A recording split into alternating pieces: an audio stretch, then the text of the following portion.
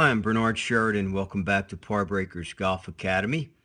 And today we're going to look at how to get more distance with your drives.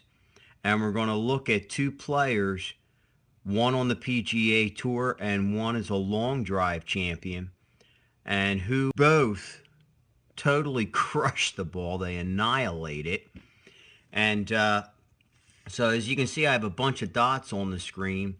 And those dots are going to represent how much the player's shoulder turns and drops, how much the player's hips rise, okay, at a certain point in the swing to create what's called vertical ground force. And the rotation is going to cause torque, which is going to lead to tons of power. Now, over here on the left, we see Jamie Seslowski, okay? And we're going to notice that as he goes back, in the beginning, I have a green dot, which is right there on his shoulder, and we're going to see it move to this back green dot as it gets to the top. So we can see that there's a tremendous amount of rotation and building torque with that shoulder, okay, turn, huge shoulder turn here, and of course tremendous amount of raising those hands extremely high above his head. And that's another thing that's going to create a tremendous amount of power. And I know that if you guys follow me and you've listened to the podcast, Dr. Sasho McKenzie, I did a podcast with him. He's basically an expert in biomechanics, and he said that the best way for an amateur player to create more distance is to get their hands as high as they can in the backswing. Now, what we have to remember is these guys are tremendously flexible athletes, and they're also been doing it for a long time, both of them since they've been kids. So what you're going to do when you get your hands as high as you can, you're going to actually, you're going to create more power, but you're also not going to get as much accuracy. So that's something that you have to work on over time.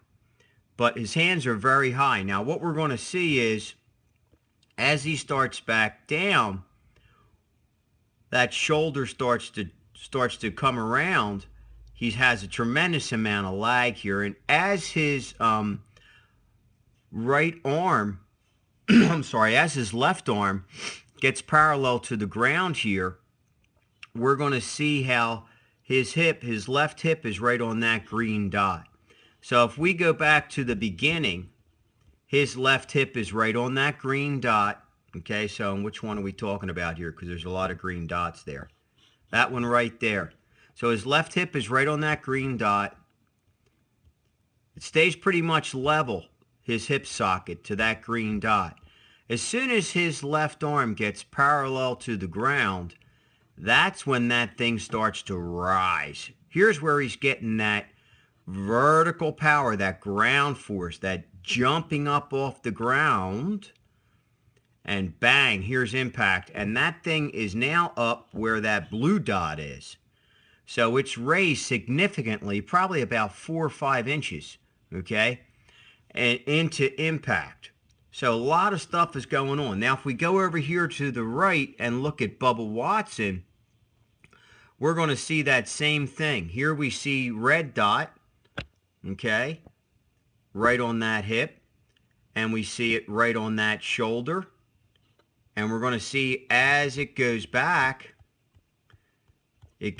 to that other red dot, which is over here.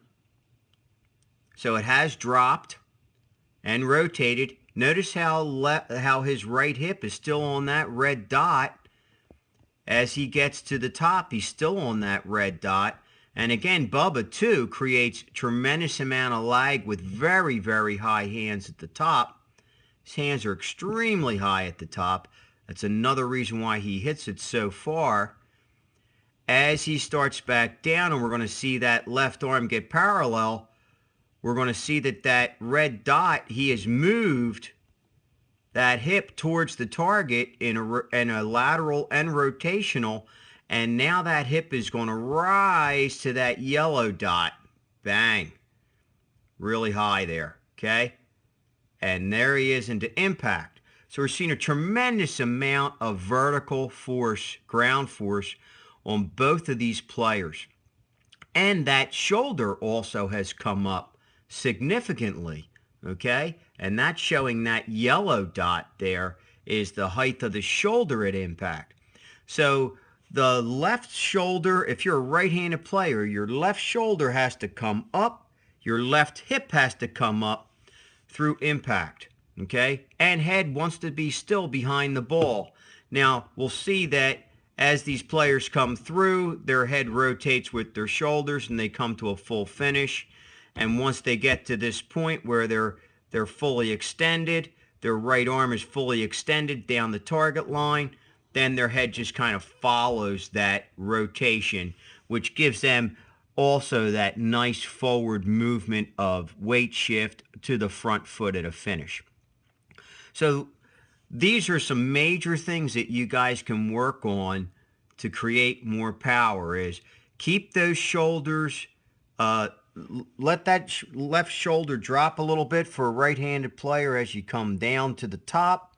And just like Jamie here, okay, where that left shoulder, it's dropping just a little, not significantly. And then once those arms get to parallel on the ground, that's when you can start to feel like you're standing up on that front leg. Let that left knee straighten, okay, just like Jamie here. Let that left knee straighten out into impact. Same with Bubba. It's a right knee. Here it comes. Once he's parallel, there it starts to straighten as the hands come down. The hips rise. The shoulder rises. Big, big power. Okay? So for Par Breakers Golf Academy, as always, thanks for being with us. Don't forget to listen to our weekly podcast, Breaking Par with Bernard Sheridan, a brand new guest every single week of top instructors and people that can help you take control of your game, all from the golf industry around the world.